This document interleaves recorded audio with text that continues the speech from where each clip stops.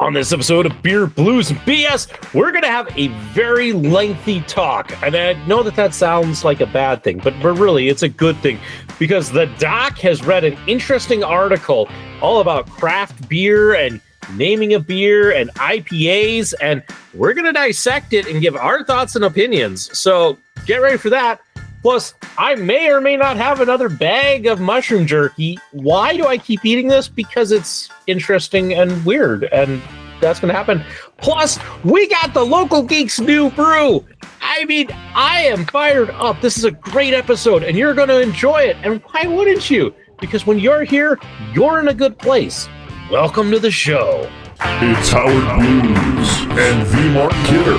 Pour a cold beverage, pull up a seat, enjoy time with friends. The Triple B! Well, the Triple B sucks. Okay? Come on. Whatever, man. This is Beer, Blues, and BS. Online at beerbluesbs.com. Good evening, ladies and gentlemen. Welcome to Beer, Blues, and BS. The podcast that wishes it was the official podcast of Octoberfest. And of course, by the time this episode comes out, Octoberfest is over. We're sorry we didn't make this sooner. I am your host, the living embodiment to Charlie Brown, Howard Blues, here, as always, with my co-host, the man, the myth, the legend, the man on the street. Now in the car, the Mark Kidder. Kidder! How you doing tonight? Still on mute. Yep. He's a flapping the gums, but we're not hearing the sound.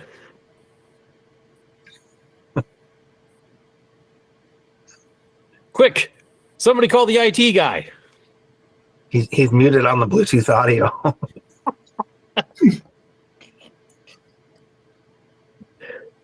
Well, you folks are just all gonna have to trust me that the Mark Kidder is there.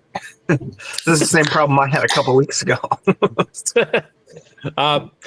As Kidder works to figure out his sound, you have heard we are joined by guests, and returning from last week, we have the Triple B Brewmaster, the Local Geek. Local Geek, how you doing this evening? I'm doing good. It's going to be a fun episode, I think. Just going to do it on the speaker. Kidder's working. Well, I mean, it was working, and it connected. No, we got you now. Allegedly. We got you now. Illegibly. So... I'm saying, I'm here, I'm doing all right. Gonna go home, and then by the time this episode ends, I'll be in the studio. Maybe. Hopefully. Hold on. Who knows? And hopefully having some beers, right? Yes. Yes. So, Yeah. doing well. Have a little smart water, I guess. That's You feel your IQ increasing? It's some high quality H2O. Yeah. And you've seen that there's some other folks joining us. Of course, we have from Iowa, it's Rudeboy Kyle. Kyle, how you doing this evening? I'm doing okay. It's a beautiful, crisp fall evening down south, and yeah, it's great to be here. I'm looking forward to having a drink or two with you guys. And, looking forward to sharing some good stories, some good laughs, and having a good time. Great. And joining us also, but this time from the West Coast, it's the Triple B Wise Man. And some people say he's got guts. It's the Doc. Doc, how you doing this evening? Doing well. I figured after the nasty look I got last week with my orange iguanas, I should change it up to something else. So we're going with guts tonight. It's a nice call. And it is connected because the Legends of the Hidden Temple shirts that we have are all linked back to several years ago when we were in college. We decided one year for Halloween to go as competitors for Legends of the Hidden Temple, and I found a website that had the t-shirt, so we all got one. I randomly also have a Blue Barracudas shirt, I think because somebody wanted one and didn't pay me for it, so I kept it. But along with that, they had all the shirts from like various Nickelodeon shows. So I got a Guts shirt, and I think Kidder got a Camp Anawana shirt that he has somewhere as well. So all part of the wonderful Nickelodeon collection. Yeah. I think I had moved away by then, or was it? I think I don't think you were part of it because it was it was Brother Nico and Kidder, myself, and then a couple of others who participated in that. So yeah. So with that, let's get to everybody's favorite segment on the show, and that is What's on Tap. And Kidder is driving and drinking smart water, so let's jump to somebody else. And I introduced him last, so let's go to him first. Doc, what you having this evening? all right, so I am starting with the Incline Cider Company White Peach. So Incline is the same company that made the Imperial Cherry that I distributed several months back that I think everybody liked aside from Kidder because it was cherry.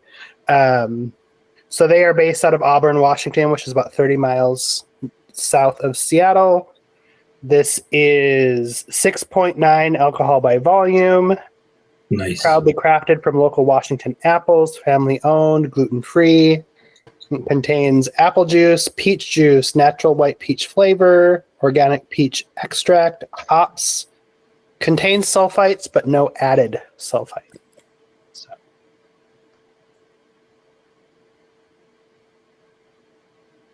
Oh. That is really, really good. It's like you very much have the apple is at the center for it being an apple cider, but like that peach is like very, very much around kind of the outside of the flavor. Like it's there as part of the flavor palette to sort of round it out. It's very smooth, goes down easy. I would probably give it a 4.5. Like I could see myself drinking this a lot. I've never had this one before, so yeah, it's very good. It seems like the apple and peach flavor is a little more complementary, where one has a sharp and one has a soft note, and they both kind of can dance with each other. Yeah, because like even as you describe that, like as I'm thinking about like the flavors on my tongue right now, like it definitely has sort of like that interplay that just is like sort of there. Yeah, I like it a lot. Nice. That does sound good.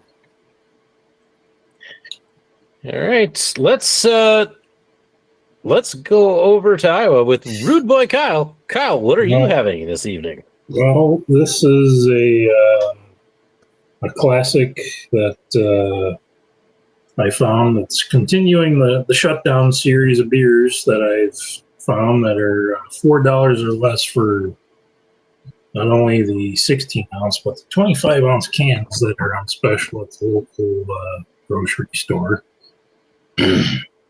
I remember I tried this beer, went out to my uncle's farmstead. He lives in the suburbs of Boise.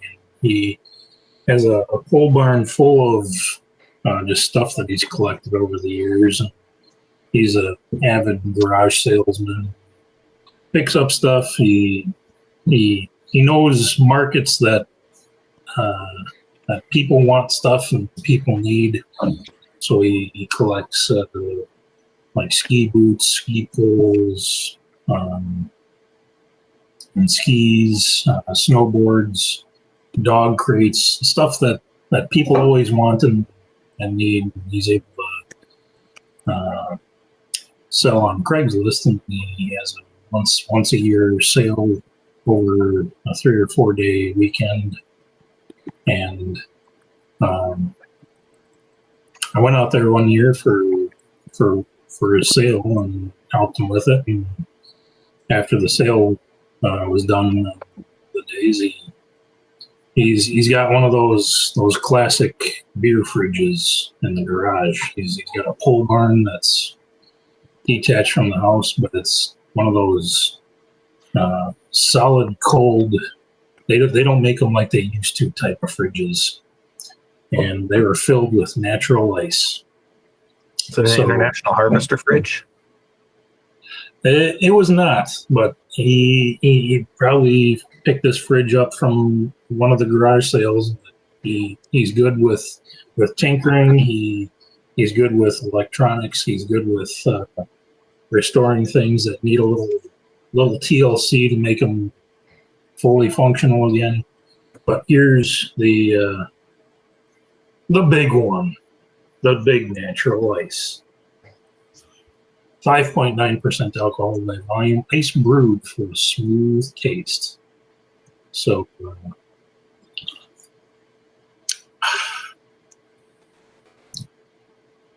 and for those that aren't aware, the ice brewed beers tend to have a slightly higher ABV. Wouldn't call it the highest quality beer, most flavorful beer, but on a 85, 90 degree day outside, you've been outside all day and helping with your uncle's garage sale, you've been entertaining the folks, you've been taking care of things, and but I mean, they sell them in the 16 ounces, they sell them in the 12 ounce cans, but natural ice for something that if you want to get the beer taste with a little kick, that it certainly wets your tongue. I'd give it at this time of year. I'm not as much of a fan of the less flavorful beers, but overall I'll give that 3.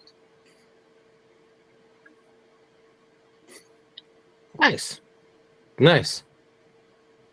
But before I call him Local Geek, because his thing is special. Local Geek, I know you watched the latest episode of Howard's Cave of Wonder. You know, my own personal YouTube channel where I talk about my hobby stuff, and you got to watch all my glue shenanigans. Mm-hmm. I'm having more glue shenanigans right now as I try to assemble a miniature. I found a bottle of super glue gel. All of it is up here. I can't get it out of the bottle. So the struggle continues. But I haven't moved my fingers to anything yet. On this one. Yes, he always enjoys when I'm trying to glue things on the show because the odds of me gluing my fingers to something are high, as we've seen. Do you have a Dremel tool that you can zip the top open and reach in with a brush? I probably do. Luckily, I also then found I had a precision one, so I'm just using that for now. But the surgeon always has his tools. Yeah, and we'll probably pay for it later in the episode. We'll see.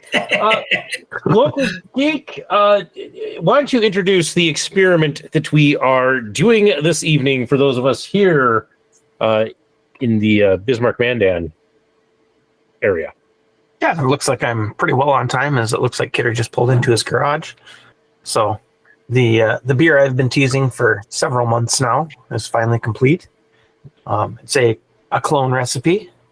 So I have mine here. And it's, is this the first taste, the first draw?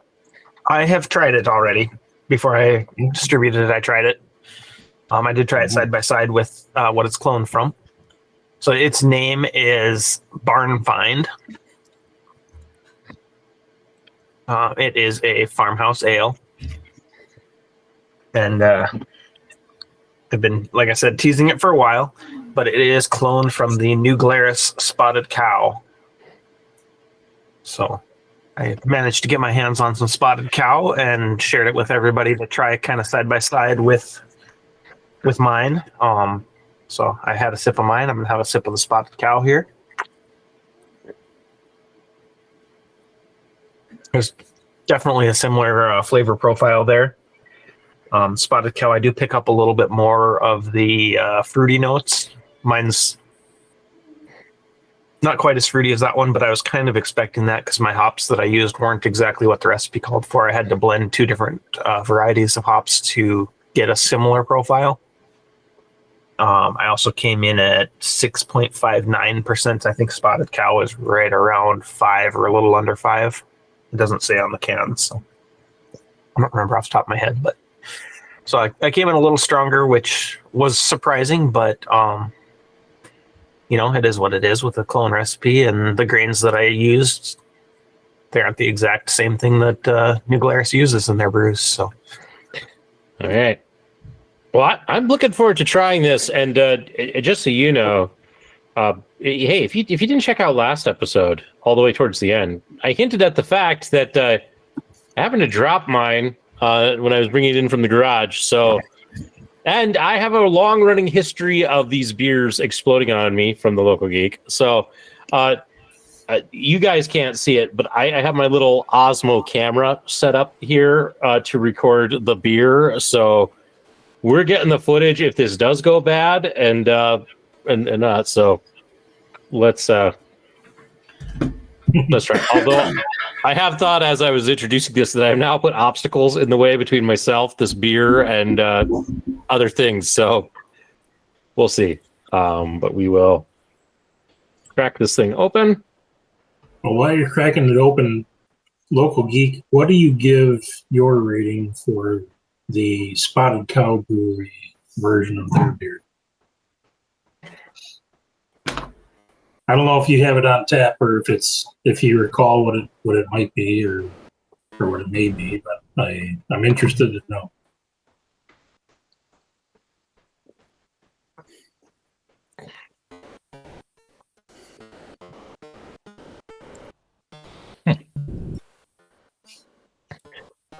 He's on mute.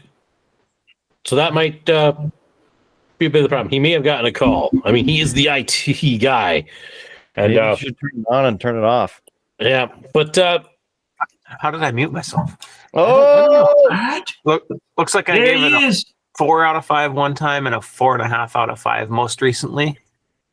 Okay. So that's Spotted Cow. So I would probably give mine like maybe a 3.8. It's not quite as good as the Spotted Cow, but it is very similar flavor profile, like I mentioned. So it's very good. I definitely will make that recipe again. Good. Yeah, I agree with your assessment, Local Geek. It is more of a like the original. It has more of that fruity taste than yours does, but it is actually really pretty close. So good job. That's good. And I'm now very disappointed because I went to all the work to set up the action cam in case this did explode and nothing happened. So sorry to disappoint people. I mean, I was going to suggest that it might be a user error because the bottle I had back in March, I had no problem opening it. So, but then again, that's an N of 1. So, Well, and just remember, I mean, there's a reason I call myself the living embodiment of Charlie Brown here. True. True. It's not that everybody's going to have bad luck with this. It's just going to be me. And that's how it's supposed to be. And, yeah. So. Fair enough. Yeah, I like it. I've actually never tried Spotted Cow before. So this is a first to get to give this a try. And it's pretty good. I kind of like this. It's an easy drinker. Mm-hmm. It is. I would rate this a 3.8, and because I think that Local Geeks is about the same, I'm going to also give that a 3.8. So there you go. I think it's fairly close, and I don't need this hours to give my hands. Listen, hey, I got a drink in each hand. This is going to be a good night. Oh no, boy. I thought JS had given us all a Spotted Cow before, but I was looking through the sheet and it was the Spotted Cow Grand Cru that he gave us all. Yes. I think I still have to drink that. Yeah. Oh, this one? Yep. Yes. There you go. Plus the bottle. The clone recipe is actually called Speckled Heifer, but since I deviated from that, I didn't really want to use the same name as that either. This one? So I went with the Barnfind. Or this one? It's like I think they're the same, aren't they? Isn't one for JS and one for you? Or do you have two of mine? I don't know. They're two different bottles. I don't know what's going on. I think one of those is for you and one's for JS. Oh, that would probably make sense then. So, okay. So what was the difference in the hops that you used compared to what the recipe recommended? So it called Something for, I believe it was Centennial hops, and I ended up doing a mix of. Where's my phone? Got to double check. It was not to Dorado put you on the hops, spot. and I forget what the second one that I substituted in was, but the Dorado were supposed to give the fruity notes, so I did those for the last 15 minutes of the boil, and then the other variety was. My headphones are making noises.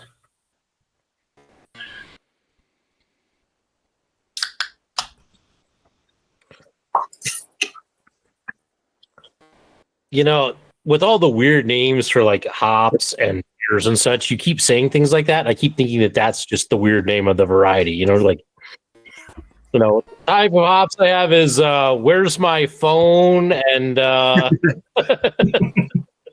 So yeah, it was Cascade hops for 45 minutes of the boil and Eldorado hops for 15 minutes of the boil. Eldorado.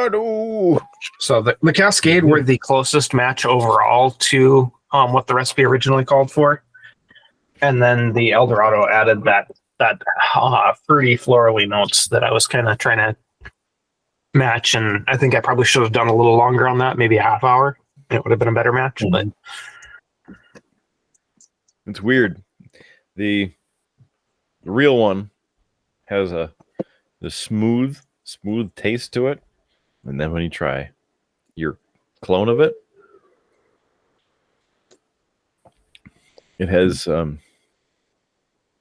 extra a heavier fruity notes. mouthfeel to it. Yes, there's a lot of mouthfeel that you added to the boil. I'd also like to report on the way home, since we have a quick pause, your phone stated at least, that it was going to rain at 10:17 p.m. Central Time, and it did not. There's no rain occurring. Well, that's disappointing. It said there's a 100% chance. And they were wrong. Even on the KRD and Eyewitness Weather Now stream. No rain. No rain. Anyway, back to beer. Yes. I like them in their own way. Are you trying to imply, Kidder, that meteorology is a pseudoscience?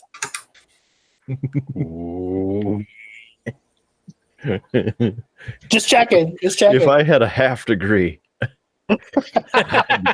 words. You got my minor. I'm so clipping that out, making it short, and sending it to Big D. Heyo. I mean, if I had another, like, I don't know, 4 or 6 credits, something like that, then I would have a minor, or in close enough.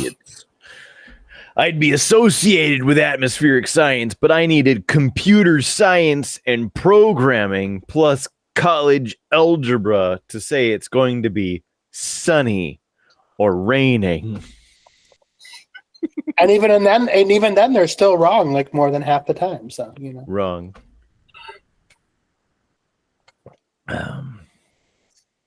Anyway, so it's not raining out there. I mean, I think I have an astrology book on the shelf over here if we want to. That's close. Get into the whole predictive thing. Who's got the Farmer's Almanac?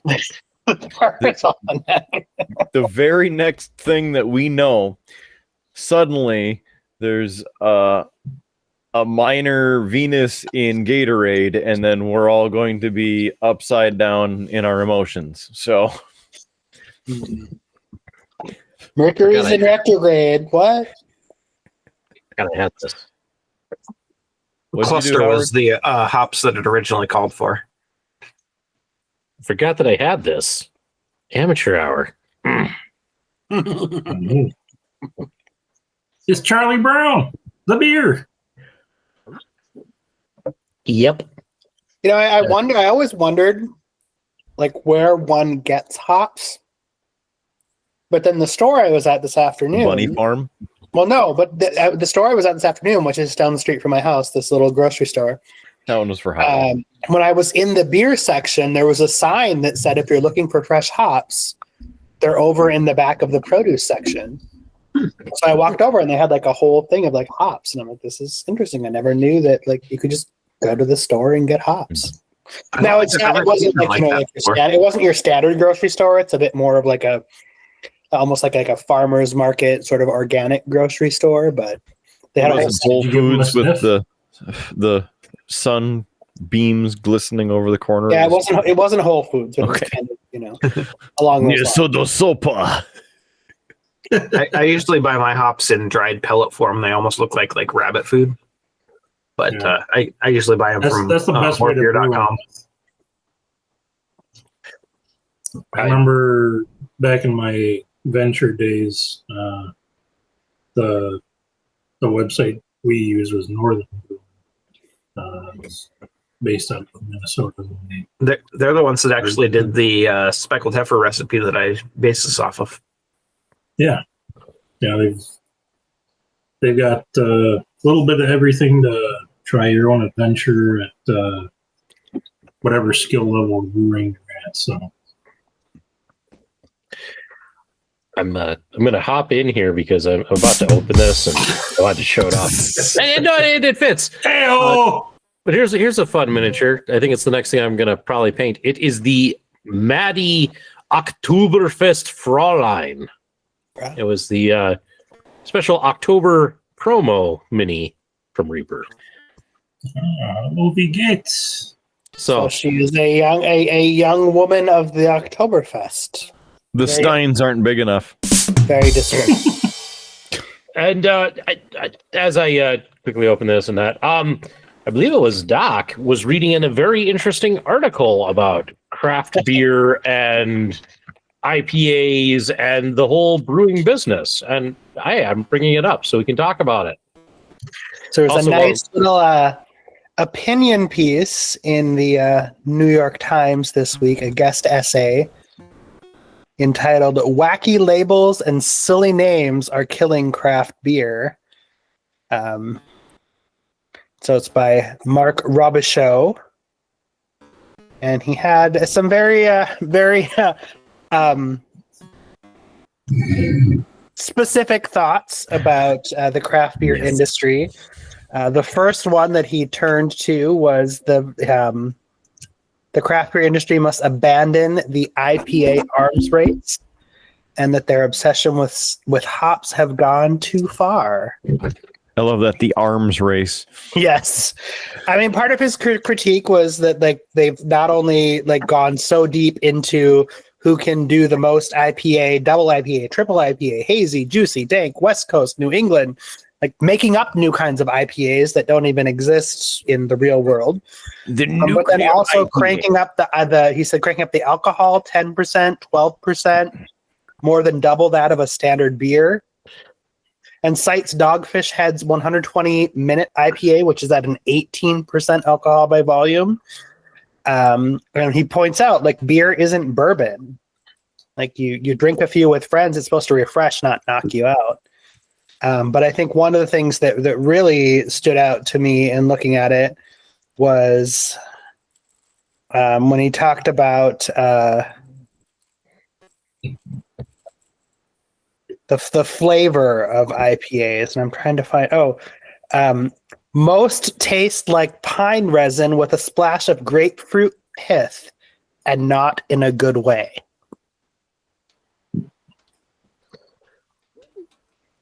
Overall, I would tend to agree with that. Like, personally, for me, when I brew a beer, I don't care what the alcohol content's going to be. It's more about, I want to enjoy the beer when it's done. I don't care if it's going to be something I can sip on or, something that I one and done. I prefer something I can sip on, but I don't generally, when I brew a beer, I don't generally shoot for a specific alcohol content outside of the one time I did do an Imperial Stout because it was kind of like a bucket list thing. I wanted to make a super high alcohol beer, but normally when I plan my beers. I don't have an alcohol content planned out when I start planning my recipe.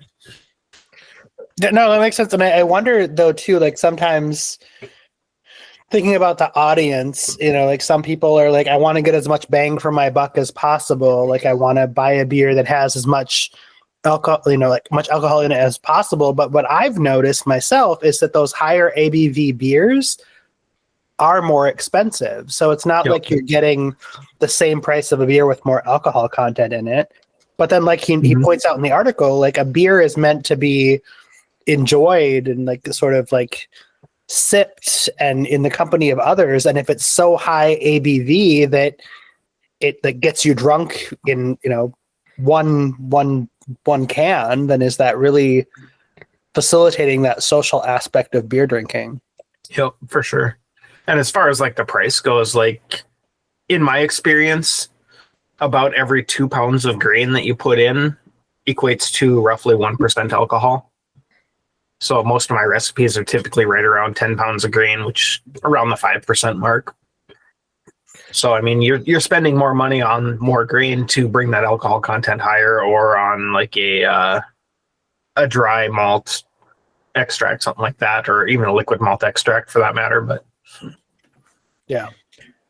I would wonder how many of them can we get it higher so that it's some unique sort of thing, like a show-off thing, or how much it is, we need to make this as high of an ABV as possible so that people can tolerate drinking it, Because after 2 sips, you're drunk enough to not realize you're drinking an IPA anymore. Whoa, this is great. Also, I wonder too, like I wonder about like that too, because then like the label of like it's an imperial IPA, like to the non-initiated, that sort of feels like, oh, it's more elite. Like, ooh, I need to I should go with that because it's imperial. But it's like that really doesn't actually mean anything in reality.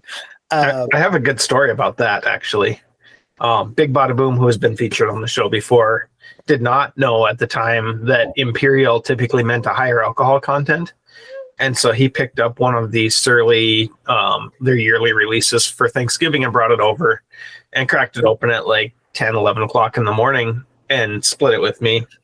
And I knew what Imperial meant, and he didn't read the can. To start with Imperial. And he drank half of this can of beer, 13%, not realizing, because he didn't read the can and didn't know what Imperial meant, at 10 o'clock in the morning on an empty stomach. And by noon, he was drunk. Sounds like a good Tuesday. Yeah. One of the other critiques that Robichaux had in his article was, craft beers need smarter labels. He said the industry has built its identity on personality, quirky mascots, puns, inside jokes. It was fun until it became clutter and noise.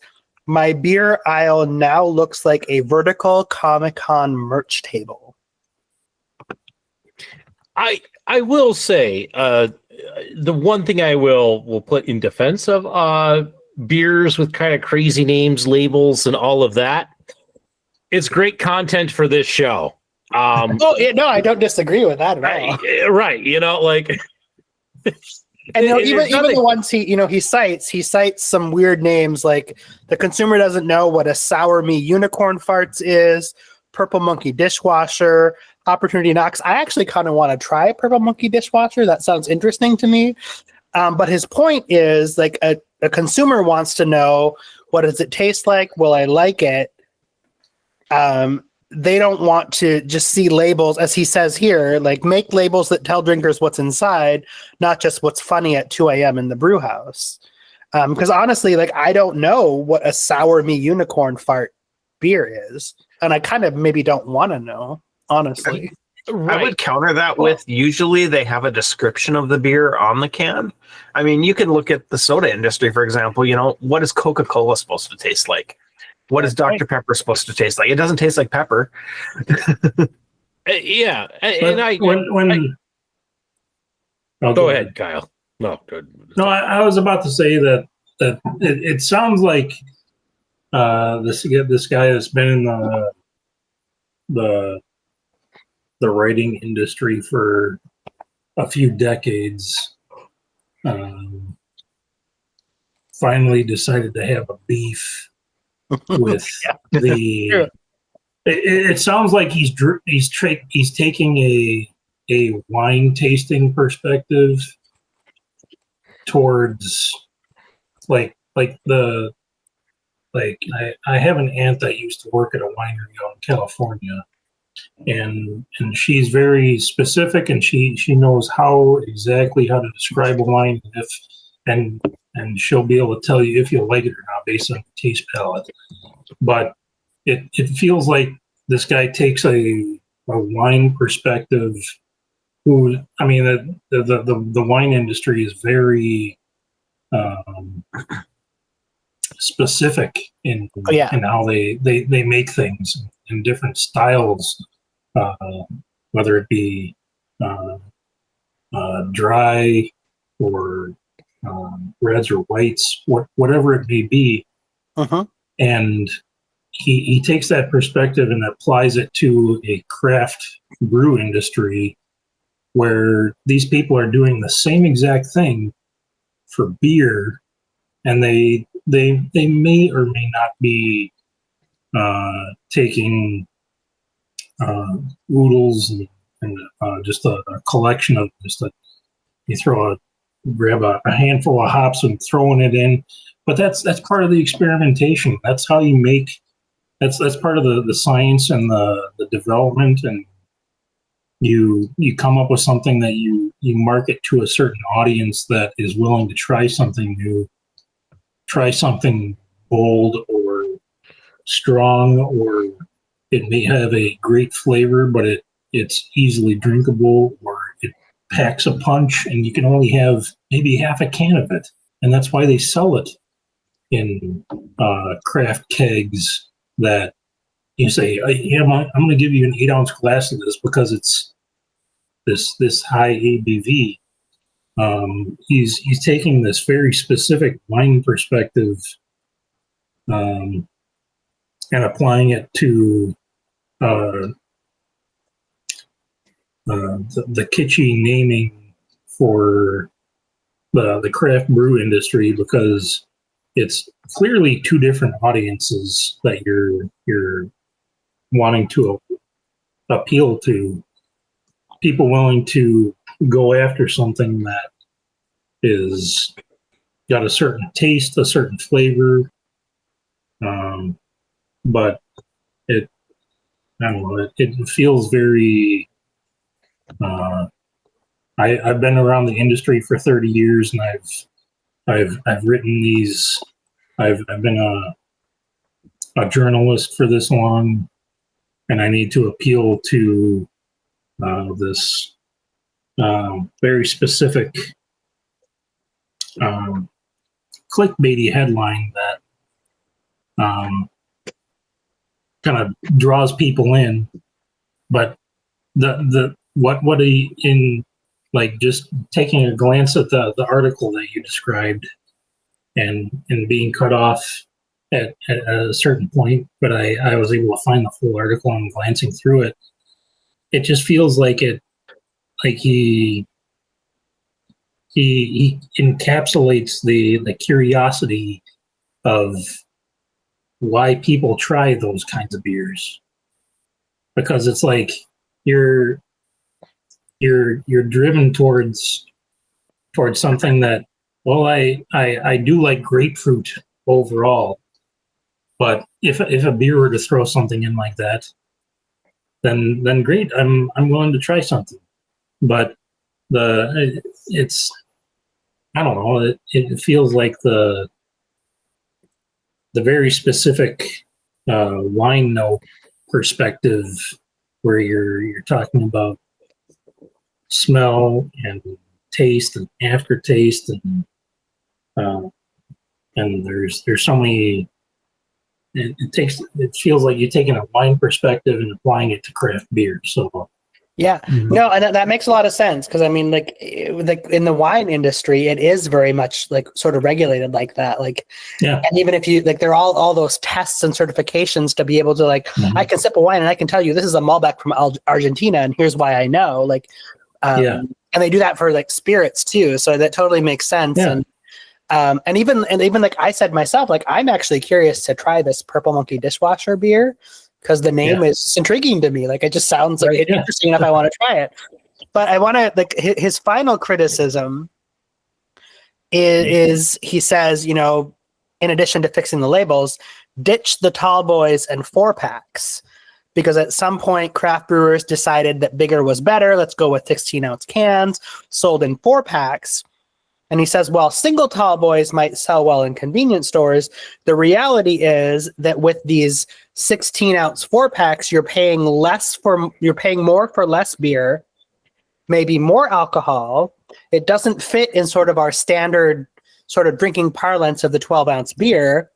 And then by the as well in my mini fridge. Right. Well, and he says by the time you're halfway through a Tallboy IPA, it's warm, flat, and tasting more like an obligation than fun. It's right because after IPAs take forever to drink because they're so bitter. Well, that too. Yeah, there's that added layer. So, but if you're going out on town, or if you're going out on a occasion celebrating something, or if you're just going out with friends, and you tell somebody, you say, hey, I want a can of this, and I'd like 2 glasses to go with it. I want to split it with so-and-so. It will cost you no extra to get a couple of frosted glasses, and you can both try it. Or even if you split a 16-ounce can amongst 3 people, that's more than enough to say, okay, maybe this can, or maybe this 16-ounce draw costs $12 or $13. And we can say, I'm willing to spend $4 to try this beer. Say, I like it, I don't like it.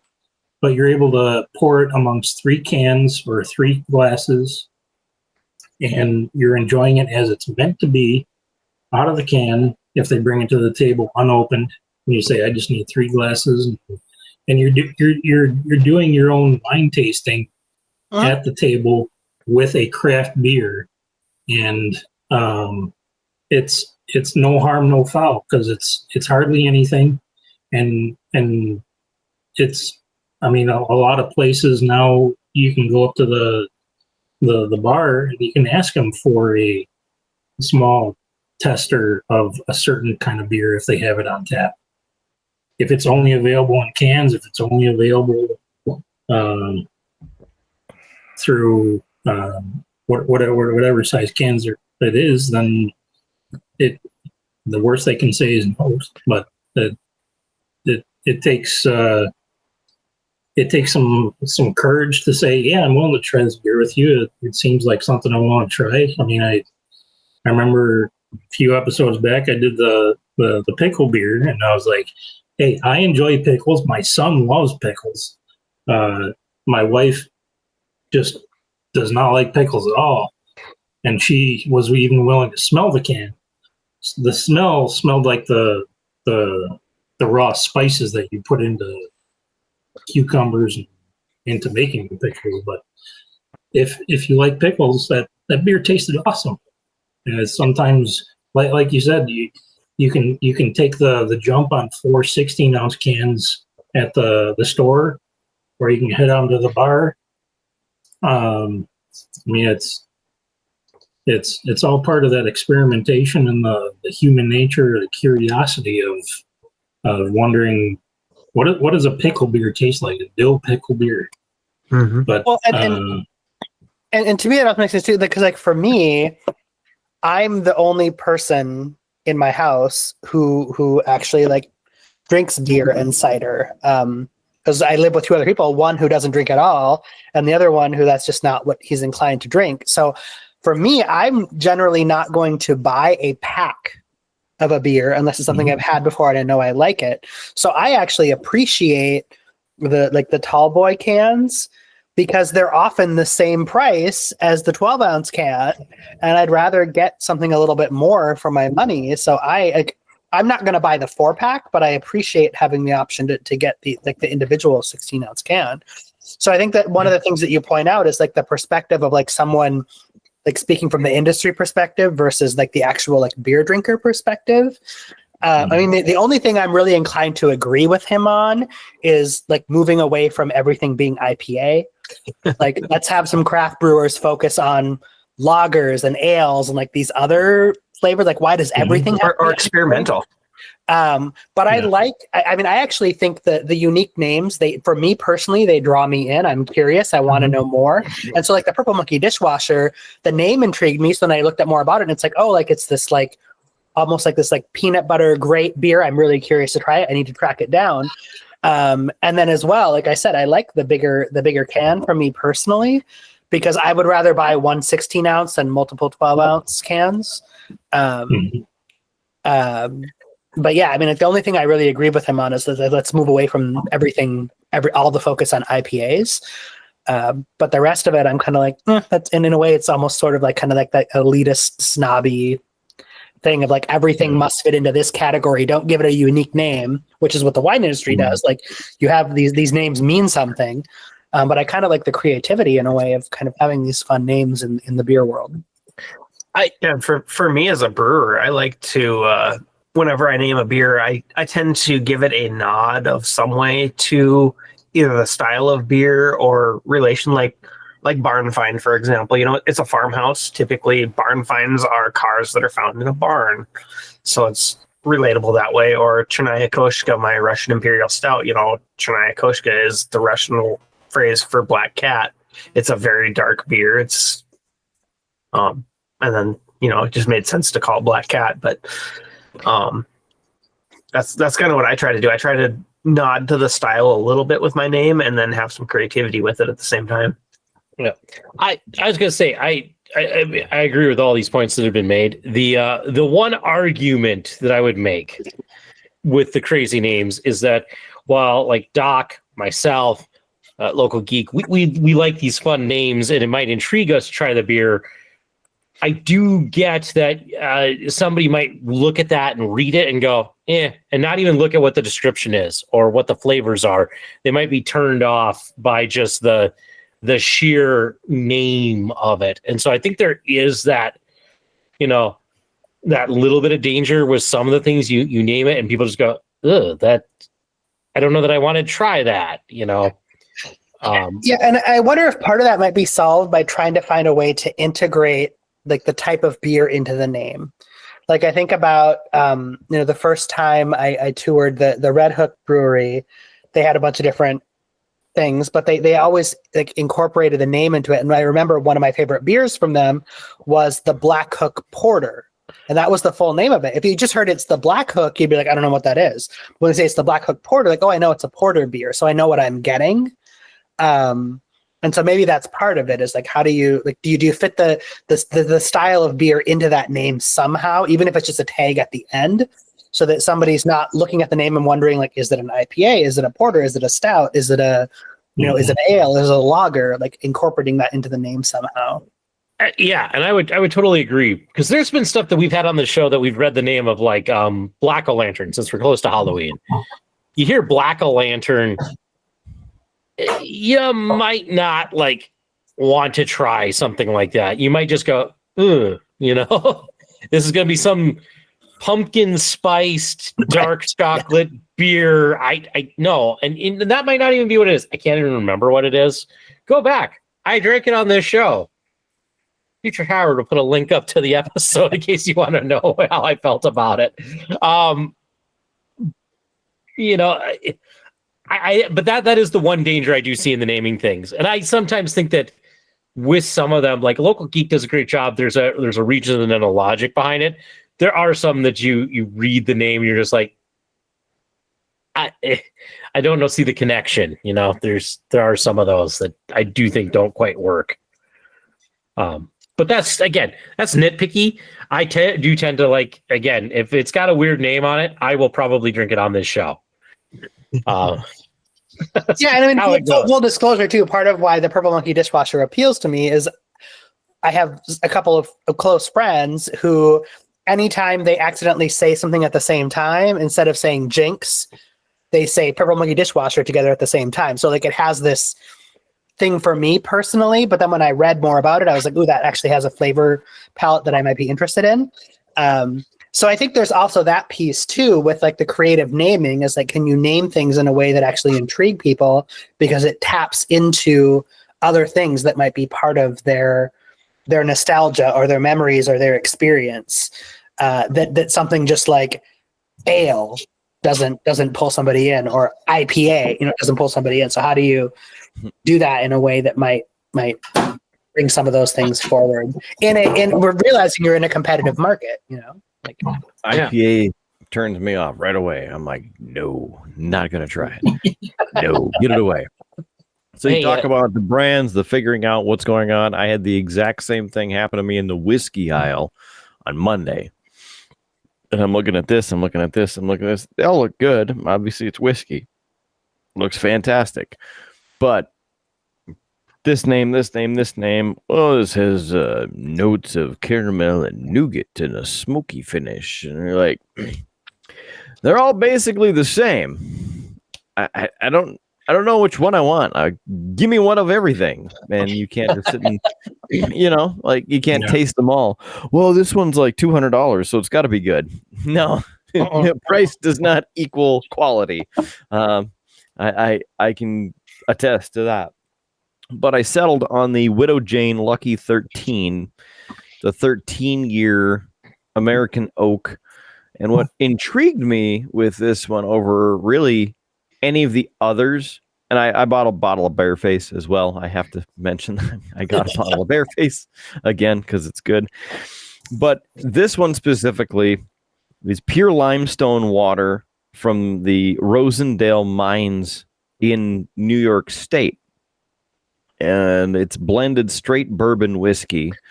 And it's small batched as well. So the batch and the bottles are numbered, and technically it's a Lucky 13, but it was bottled in 24, whatever. But it's 46.5% alcohol by volume, 93 proof whiskey with the 13 year.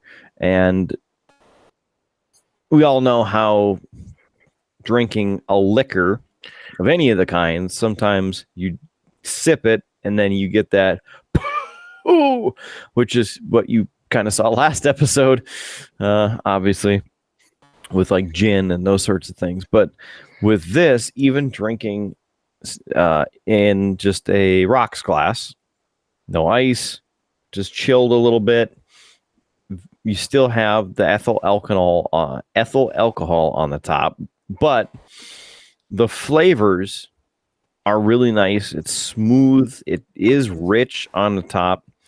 And then what really got me was how long the spicy notes just linger after.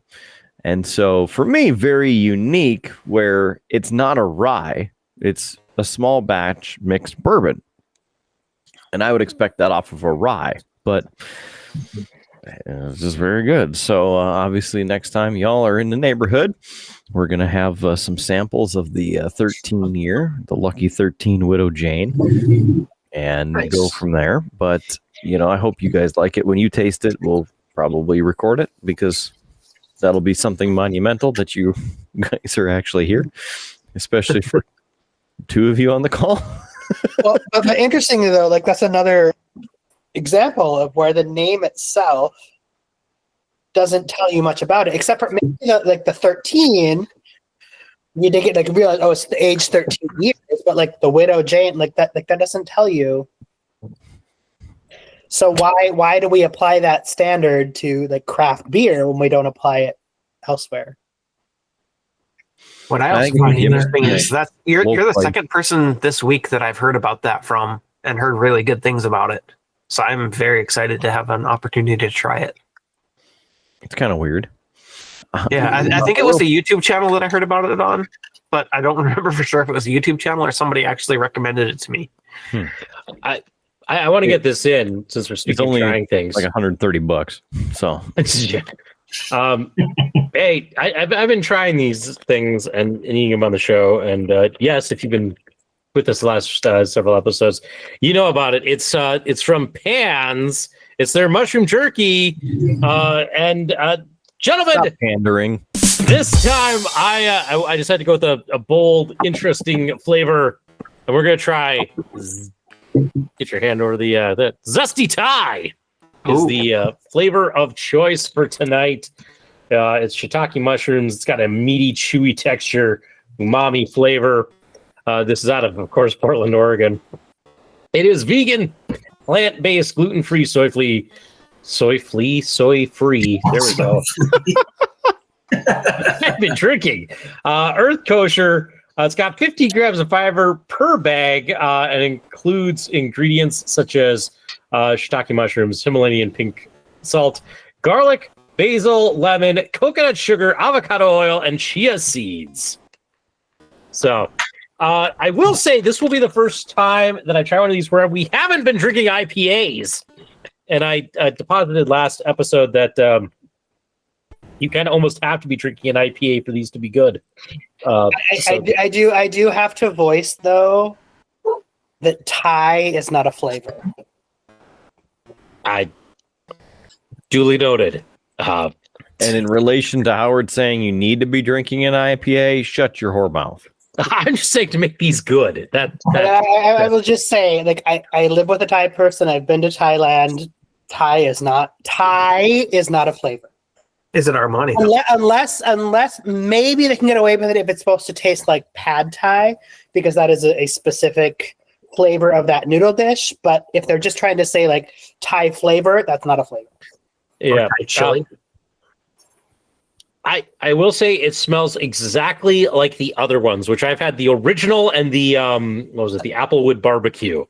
So I don't have high hopes that this is going to taste any different, because that's been my critique so far, is that they've all tasted the same. But cheers, gents.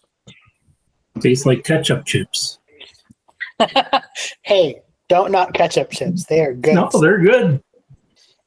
I'm actually. I wish they were more available. I had a coworker. Her last day was on Wednesday, who was from Canada. Like her family lives in Vancouver, so she would go to Vancouver once a month, and she would bring me back ketchup chips because we can't get them here.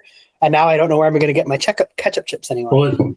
Well, it's like getting the barbecue chips without the barbecue flavor. It's like everything minus the barbecue taste. I know, but they're so good. Ketchup chips are so good. They're so good. They are. They're one of my favorites. When I go to Canada, I always buy several bags. Yeah.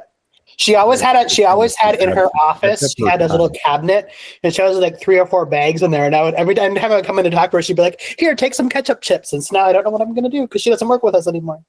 Get the all dressed. I know. I don't like all dressed. I like ketchup, but I don't like all dressed. I like the all dressed, but ketchup are definitely superior in my opinion. How's the jerky, Howard? I will say, for the most part, it tastes very similar to the other two, except it's got a little bit of a heat taste because there's some cayenne in it. Cayenne is not Thai.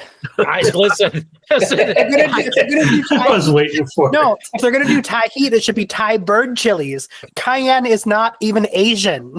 You're totally in the wrong area of the world. Listen, I'm just the guy that eats the jerky. I don't make it. But I hear my housemate outside my door, and I don't dare. I hope he didn't hear that because cayenne is not Thai. He's gonna lose his mind. Just for you, Doc. If you want to write to them, I can easily send you the address so you can file. I don't think they care, honestly, because if they cared, they would have checked it out. I mean, apparently they learned this on a family trip to Malaysia. So Malaysia's also not Thai. I agree. I'm just saying, a different country. I'm just saying that's I mean, I will definitely eat this while I'm drinking. Somebody needs to leave them a nasty review and send a sternly worded letter. But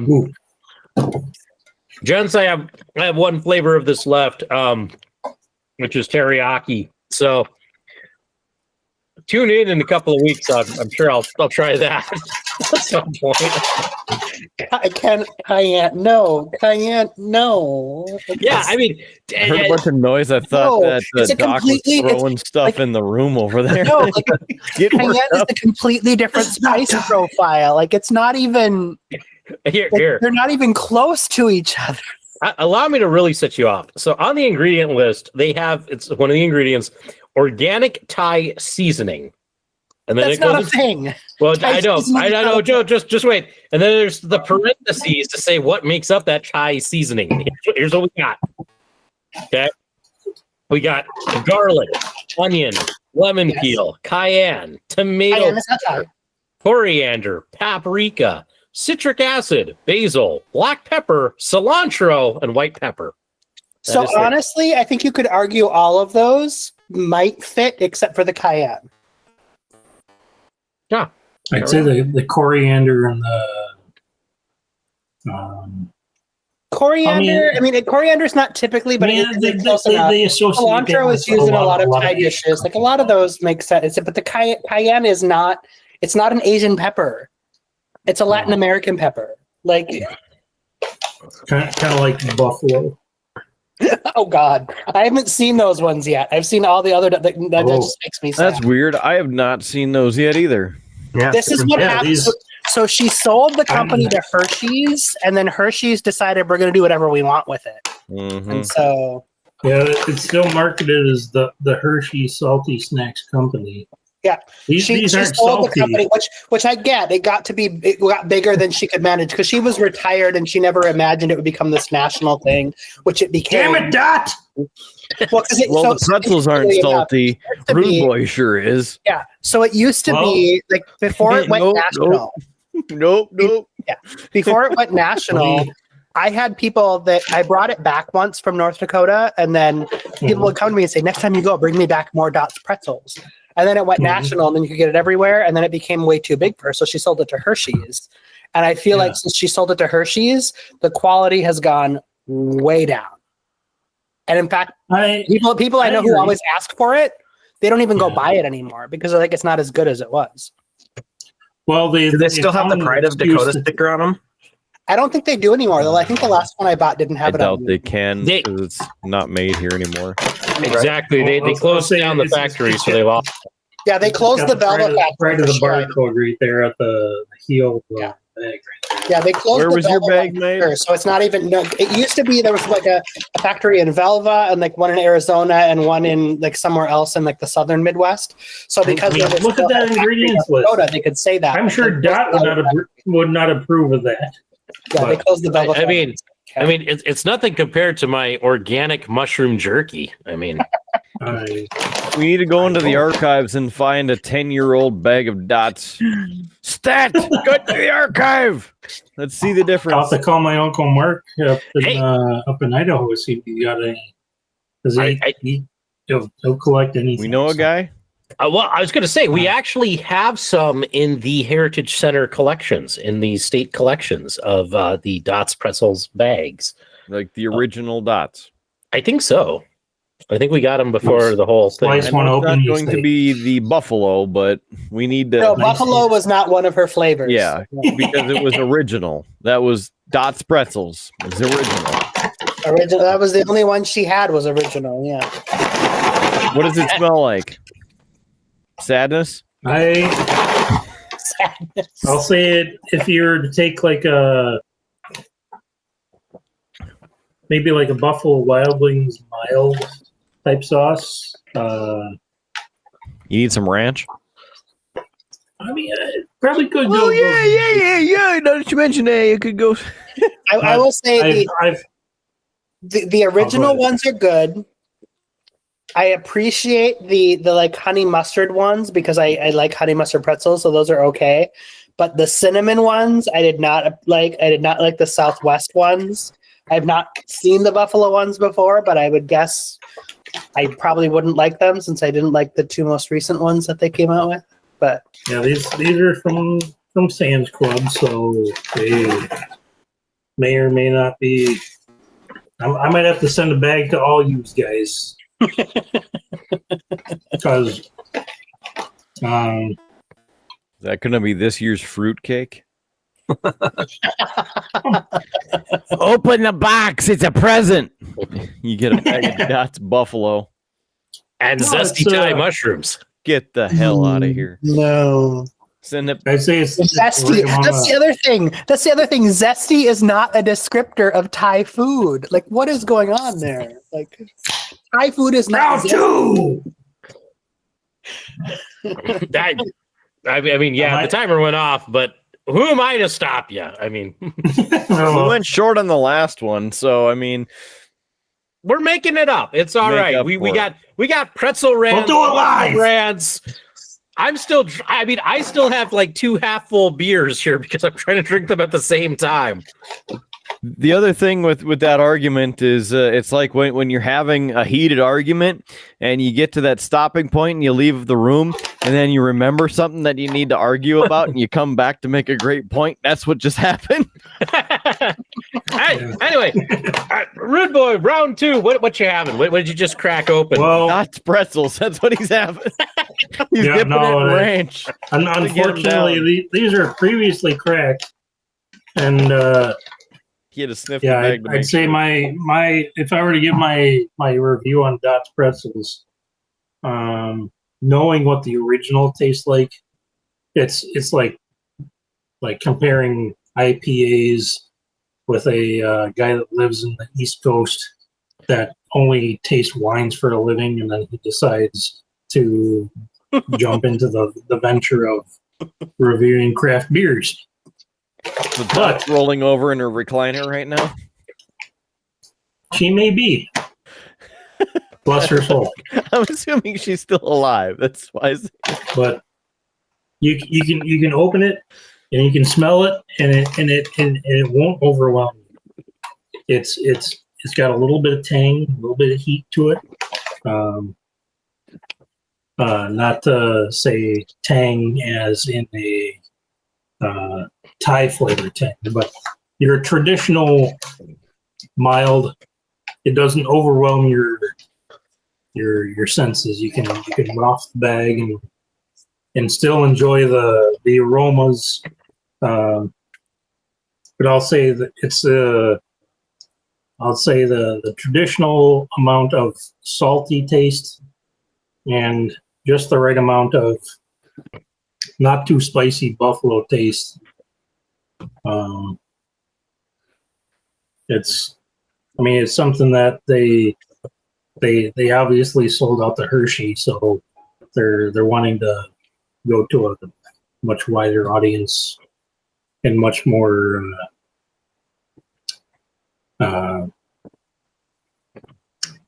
big spectrum than their original marketing perspective. But it'd be good with ranch, be good with barbecue sauce, be good with a Caesar. It might even be good with that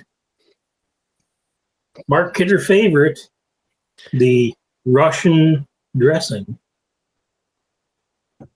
It's good that the Russian dressing. Why it gotta be Russian? Are you in a hurry? At least it's not Dorothy Lynch. Well, it's the dressing that you love from dressing of any salad.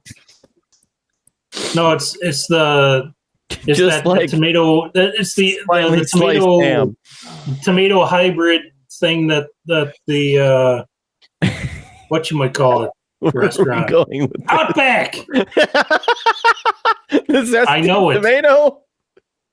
Yeah, zesty tomatoes. Zesty Russian tomato. No. The Russian Russian Caesar. Why is Outback serving a Russian dressing? Aren't they Australian? Where am I? Two things. One, I just love the time where Kidder goes, "Where are we going?" and Rude Boy finally hits Outback because that's just funny. But yeah. I do have to say allegedly Russian or allegedly Australian because we know Outback is not authentic Australian. But anyway. The other thing, it'd be too long. We're going to save that topic for a next episode. That's a good call. We have an episode on that too. So I've got the 6.0 alcohol by volume steel reserve high gravity slow brewed for exceptionally smooth flavor, extra malted barley and select hops for extra gravity. Steel Reserve, the Steel Company. Is the can heavy? Because it said extra gravity, so I would assume it's like And it's Well, steel. it feels like 24 It's fluid very ounces, dense. as it says on the can. I picked this because it's another reach from the shutdown series that I'm going with. So,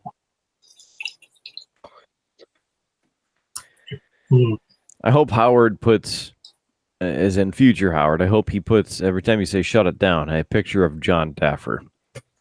shut it down. Shut it down. Nobody eats. I can make that happen. I could probably even find a clip and just of him shouting that and just insert that in. Kind of like every so time. many clips of him saying shut it down. Every time Rudeboy has said shut it down, you can use a different clip. I know the pain that goes into that, but I'm just saying it's out there. Yeah, I'm not going to do that. Yeah. Oh, I might. Who knows what future Howard will agree to? It's kind of like every time we say 350, I play that clip from South Park. About 350, damn like that mountain.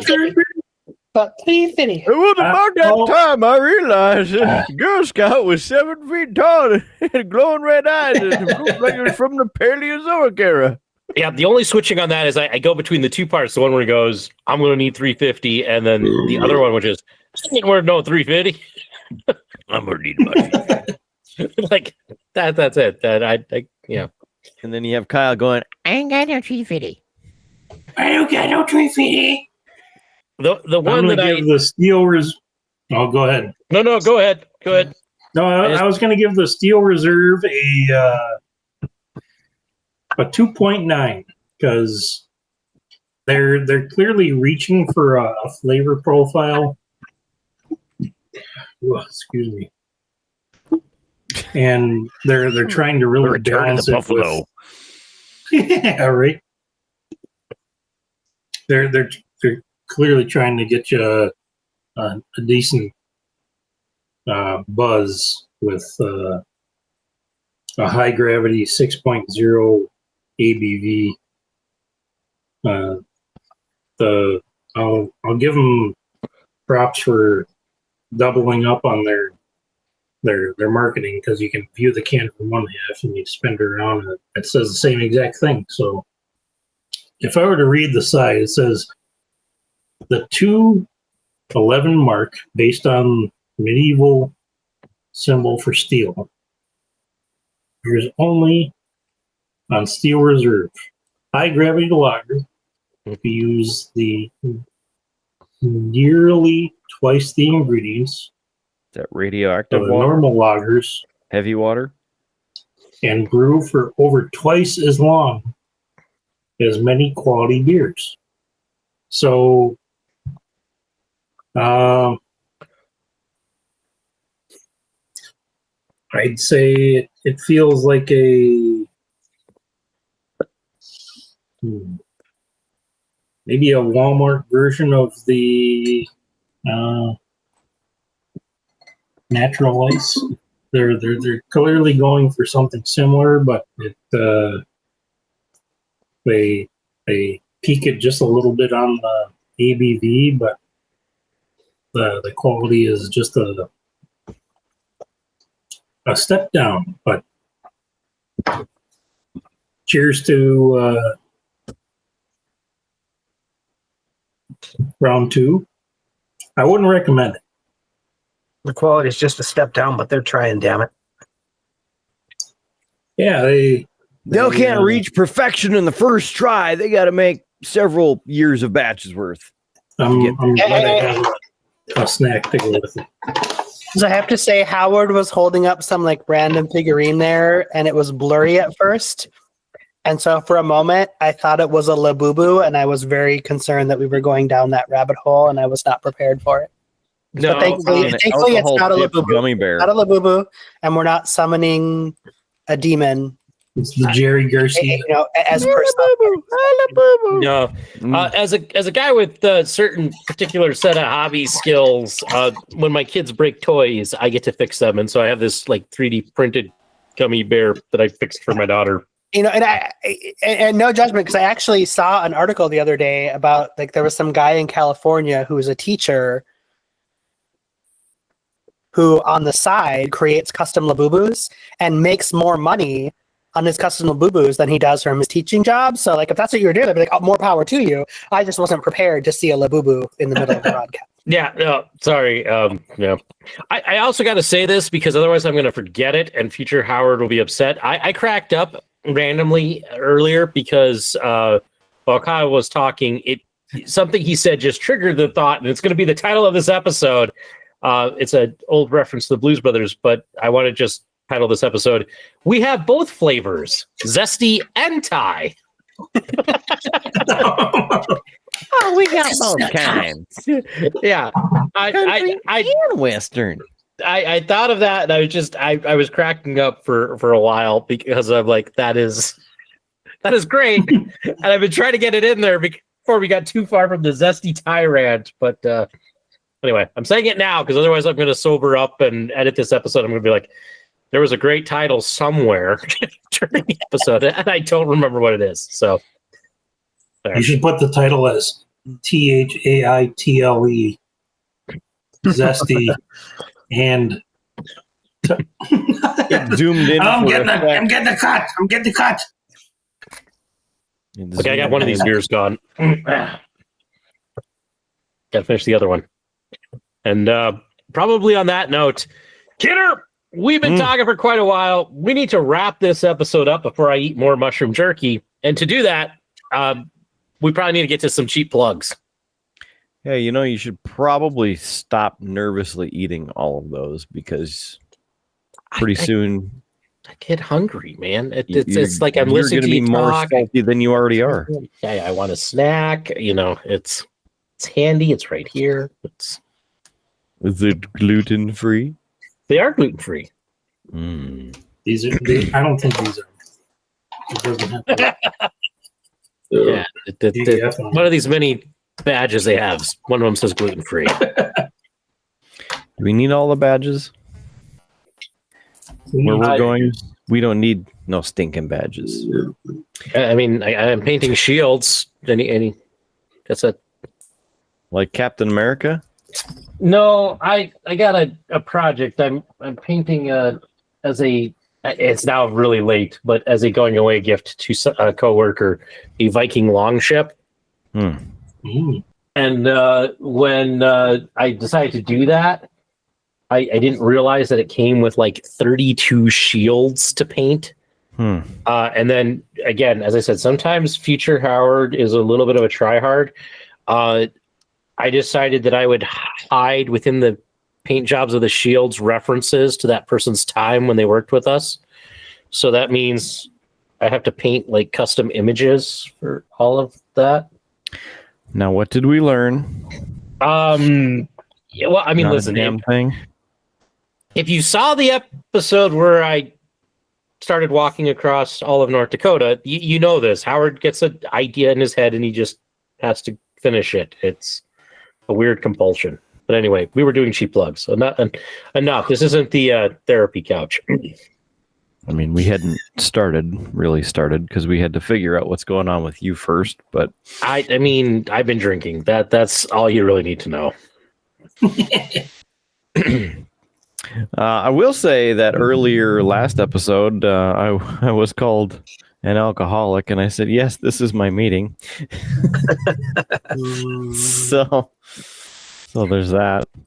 I mean, in fairness, we do meet on a regular basis.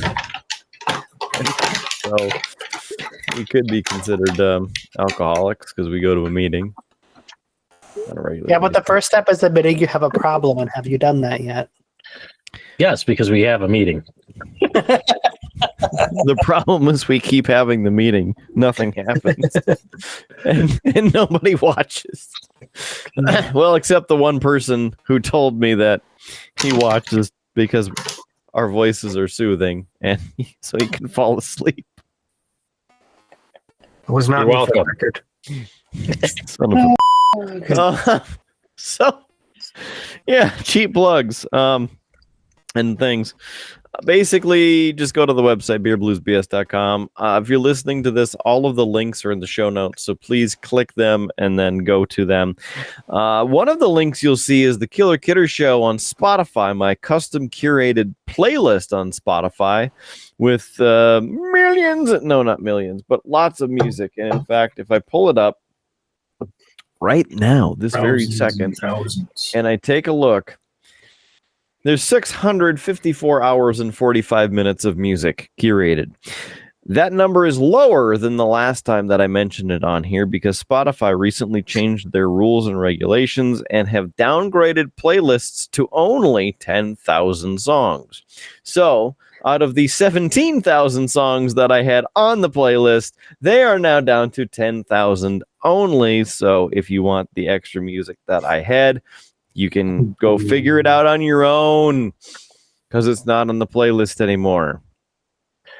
Bunch of communists or something. I don't know. Whoever and whatever those people are. I don't know. A bunch of artists I talked to or have known from over the years. Not a fan of Spotify in their lack of money sharing. But that's a whole other thing, and we could probably have an episode on that. But then it may also be considered political, and I don't want to deal with that. Or the consequences that come with it. And we're already shadow banned, so not gonna help our case. So buy us things like pint glasses, and t-shirts and stickers and signs like this one right here. Maybe give us money. That would be cool. You buy us around like Pat did last week. It's awfully nice of him. We appreciate Pat. And we appreciate anybody who buys us rounds. Like the local geek giving us his version of the Spotted Cow. That's not quite as Wisconsin-like. So it's not only in Wisconsin. Have you ever told the story about when I got off the plane in Appleton, Wisconsin, and I heard people talking about the dishwasher and the clothes washer, and it was like I stepped into the movie set of Fargo?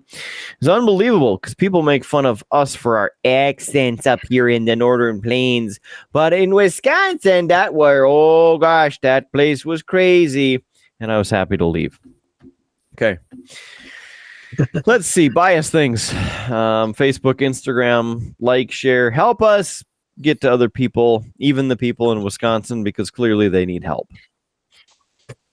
Let's go to final thoughts. And last time, I suppose Local Geek is waiting for the end because he's probably got something curated. No, you got a thought for the final? Sure. Okay. Local Geek. You're up. If you decide to host a podcast from a local establishment, be careful. You may end up with a shot 'em alert in front of you. Kidder was lucky. I wouldn't have taken it anyway. You may not have known that that's what it was. I'm smarter than that. I don't take shots. It was called in. If the bartender puts in front of you, you're obligated to drink it. No, I'm not. Get this in a to-go cup, please. I'm not gonna lie. At some point during the first episode, Local Geek texted me and he goes, "Should I attempt to get a shot of Malort in front of Kidder?" And my response was, "Do you even have to ask?"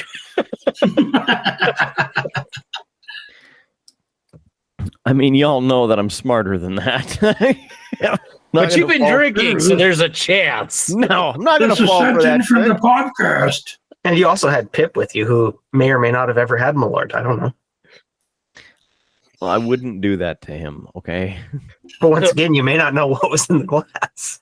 Yes, because it would probably look like somebody pissed in a shot glass and closely resemble the scent, too. And the bartender's going to have to pull that bottle down off the shelf, you know. Yeah, you can know for a fact that I was watching. They don't keep that on a high shelf. Like a hawk. The bottle of Malort, because that sucker was not coming down. Pulling it out of the well, probably out of the gutter.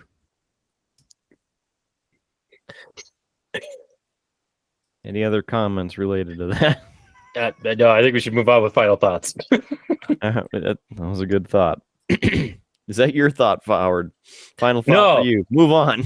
No, okay. I can wait. Okay, what's your turn then? Oh, I have like 3 very quick little final thoughts. 1, Spotted Cow for being a beer from Wisconsin. I don't taste the cherries. Yeah. What about the cheese? That either. Since I'm talking about fixing toys for kids, I also fixed my daughter's little purple hippo eraser that she keeps pulling the head off of. So you're welcome, little miss. And the other thing I did kind of during this episode is I assembled this interesting ghost figure. Yeah. So, but we can see it. If you want to see more of me and my spooky ghost, you want to see more of my hobby stuff, check out Howard's Cave of Wonders, a wonderful YouTube channel. You know, where I do all this hobby stuff, and still glue my fingers together even when I'm not drinking. Anyway, back to you, Kidder. With surgical precision. Howard, thanks. We're going to turn the internet off and turn it back on to reset the country because spooky ghosts are about. It's Halloween season after all. It is. And with that thought, I think we need to ask the question, do we have guts? Yes, we do. So let's go to Doc to give us some info. Well, and so, I'm going to say that, whether it comes down to life's challenges, being willing to try that shot of Malort in front of you, or climbing to the top of the aggro crag, which I guess I'm obligated to say that it should be noted that the aggro crag was not actually made of rock, but out of form, particle board, and wood. Thus, the winner of an episode being awarded an actual piece of the rock was intrinsically impossible. The question is guts. Do you have it? Do you have it? Do you have it? Guts. I think they should bring guts back, but make it be adults and after they've had like 3 or 4 drinks. I would watch that, and I might participate. Remember what they did atrociously to Legends of the Hidden Temple. Yeah, we don't talk about that reboot. It doesn't exist. I know. Yeah, I have no idea what you're talking Kirk about. Fogg was literally hiding in the bushes. Yeah, no, that doesn't exist. It never happened. Wasn't that on the CW? I think I watched an episode of that in a dream, like a drunken dream that never happened in real life. Good old CW.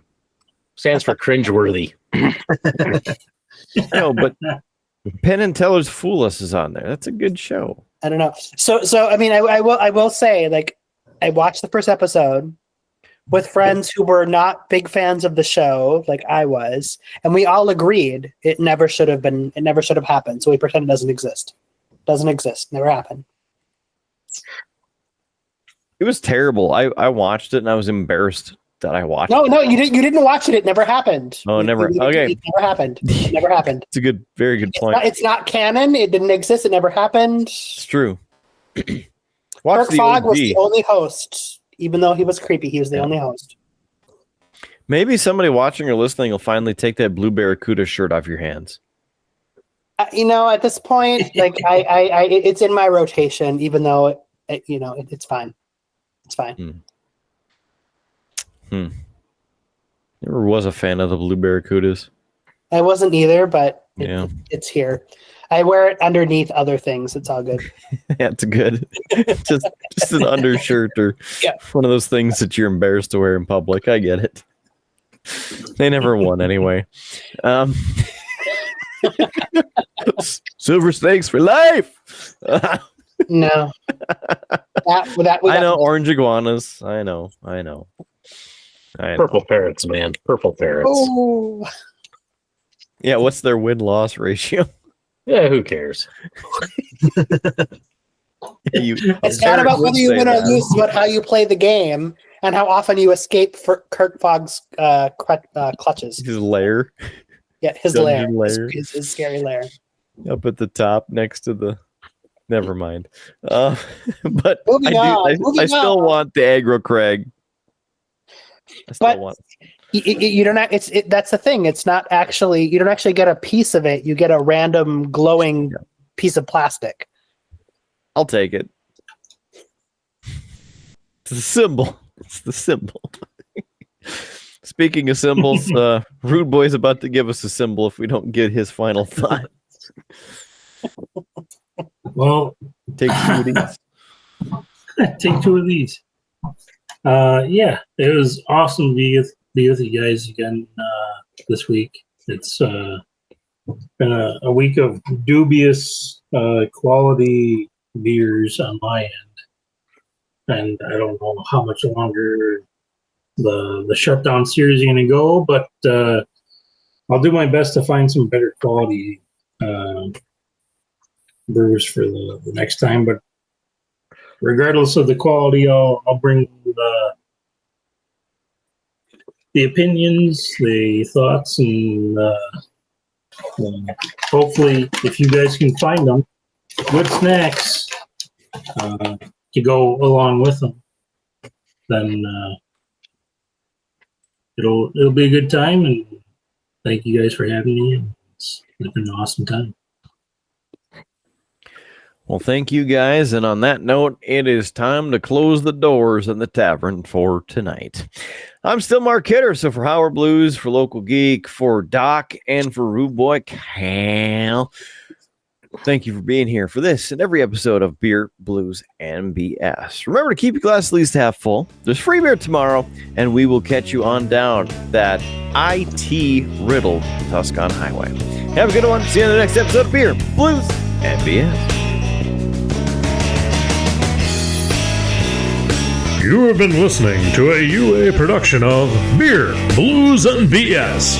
If you enjoyed the show, help others find out about it by rating the show or leaving a review at your podcast listening service of choice. Thanks for listening, and may your glass never be empty.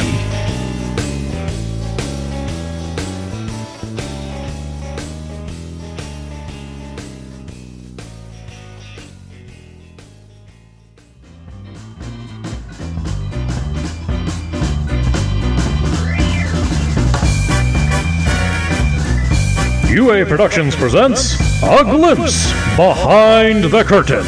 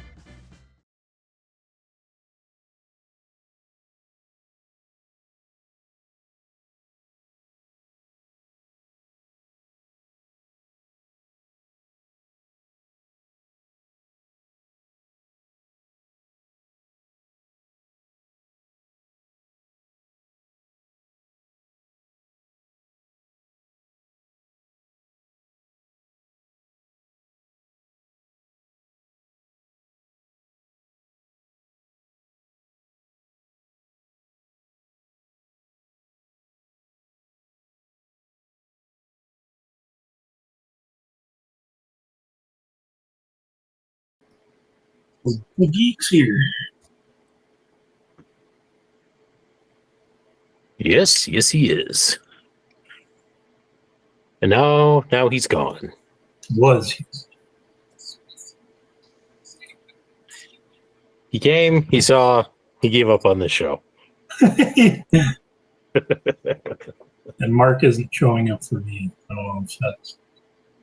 I gonna guess that he's got he's got a little flipper thing on his webcam, and I'm guessing he's got it down because he wants to make some big dramatic reveal. Either that or he's dealing with crap right now and he just doesn't want us to see. One of those two things. Big reveal or crap. It's family style. Hey. If anybody wants it, you can have it. That explains it. He's on the road, and so the other one is just the classic multicam. It's a pro. You know, it's a turn towards like a white brush. Yes. It's great. Speaking of wine, Local Geeks here. So it's like an old fashioned, and then as it melts a little bit, it's sweet. I always warn people it has such a big sound. Yeah. Well, I can't imagine what the AI is going to take all the notes of the people's conversation when Mark's not talking. I mean, yeah, I'm a little worried that we're now going to be like, accused of spying and eavesdropping on private conversations. I feel like we're constantly like interrupting a conversation. Are you an Oscar skidder or T&M? There. I'm just going to leave it at that. That'll be much better. Didn't answer the question. Just totally ignored it. Man in the room. I want to see if my brother-in-law's there. Right, he doesn't like it. Or my brother. Game on over there, Mark. If we were going to be out this long, I would have brought my earbuds. I was going to say, I'm wondering if he can't quite hear us. Got the good old hockey game on, Mark. I don't have that many screens. I was wondering if the bar had the game on. Or if it's not one of those bars. Is this constantly just going off or what? I mean, we're picking up the background noise, if that's what you're asking. We are hearing that. But I don't know how well you hear us, because a couple people have asked you questions. But I do say when I'm 30%, so we should be fine. Yeah, live captions. Sure, we'll do that. It's about how much he normally pays attention to this show. Now we have the opportunity to say, you like cherries in your drinks, right? That sounds about right. We could talk about all the controversial issues and see if we can get a reaction out of him. Roundabouts, cherries. Yeah. I know where you live. IPAs. Oh, there we go. We're up 4-2.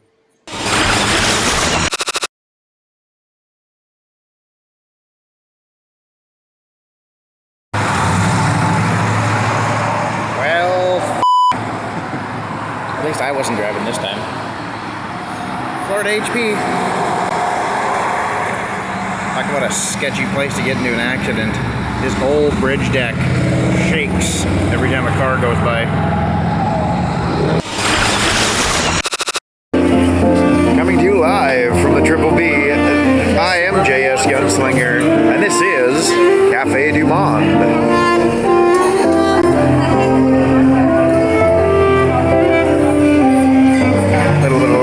Music for your viewing pleasure.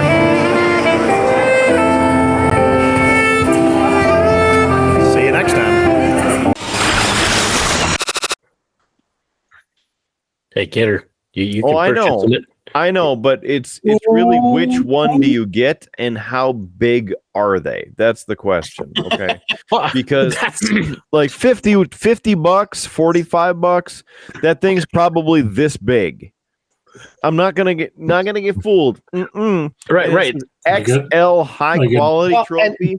That sounds like a scam in of itself. Okay. Well, and I'm seeing here like the one is like a 3D printed version, so it's not even authentic. Like, how do you know if you're getting like a real guts trophy versus something that somebody else has made as a replica?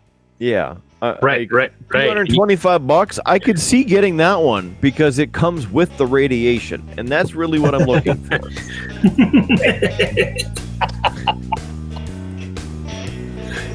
Yeah.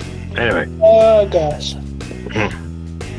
I looked back real fast for a second, and I thought the one on eBay said Gus Trophy. I'm like, they can't even spell it right. I had to look again, and it was right. They were feeling the effects of the radiation.